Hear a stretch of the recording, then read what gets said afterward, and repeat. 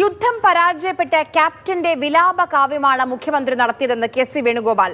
സത്യത്തിന്റെ ഒരു അംശം പോലും ഇല്ലാത്ത അപകടകരമായ പ്രസ്താവനയാണ് മുഖ്യമന്ത്രി കോൺഗ്രസിനെതിരെ നടത്തിയത്. എ.കെ. ബാലനെ കൊണ്ട് കഴിഞ്ഞ ദിവസം പറയിപ്പിച്ചത് ആരെന്ന് വ്യക്തമായെന്നും കെ.സി. വേണുഗോപാൽ.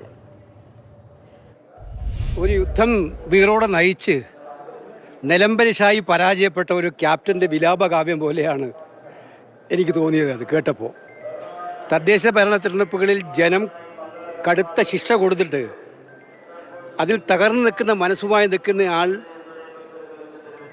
തൻ്റെ സ്ഥാനമോ പദവിയോ നോക്കാതെ നടത്തിയ ഏറ്റവും അപകടകരമായ പ്രസ്താവന.